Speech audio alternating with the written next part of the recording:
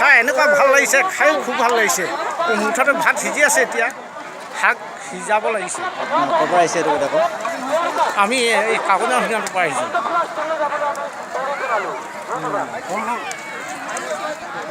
কোনোবা এজন সাংবাদিকে সুধিলেহে হ'ব। কৈ দিয়া। মই ভাল পালোঁ, বহুত ভাল পালোঁ। ইমান মানুহ আহিছে, গোটেইখন দৰ্শক মানে বস্তু বাহানি পাইছে, বিৰাট ভাল পাইছে।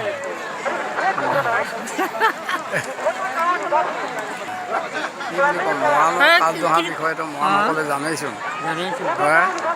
কিন্তু কথা হ'ল কি, এতিয়া এই বিশেষকৈ জয়গুৰু খোলা যিখন নহয়, এইখন কিন্তু ৰাতি হ'ব লাগে নিয়মমতে। তাত চাকি জ্বলোৱা এটা জয়গুৰু খোলা এটা নাম আছে।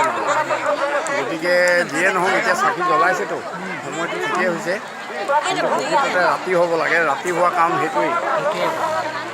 এতিয়াতো দেখিছেই আৰু ৰাইজে প্ৰায় বৰ্তমানতো দেখিছোঁ 150খনমান গাঁৱৰ পৰা মানুহ আহিছে, হয়তো বেছিও হ'ব পাৰে, নহয় জানো?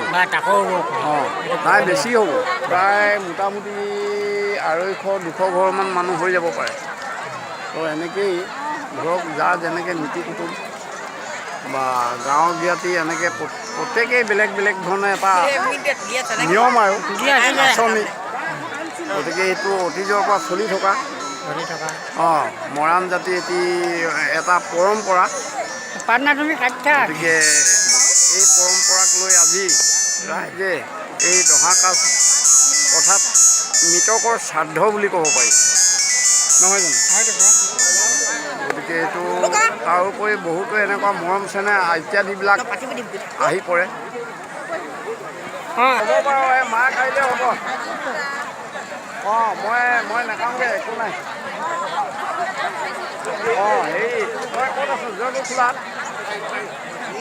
আহিবি আকৌ, আমাৰ এই আমাৰ গাঁও খোলালৈ আহিলে লগ পাবি।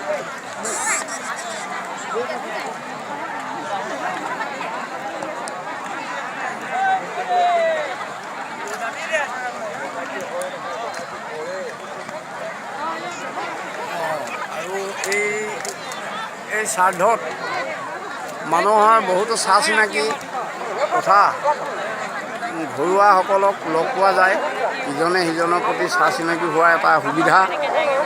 আৰু তাৰোপৰি ইয়াত প্ৰত্যেকেই বেলেগ বেলেগকৈ খোলা লোৱা বহুতো কাৰণ আছে। আমাৰ ধৰ্ম এটা পৰম্পৰা, গতিকে সেই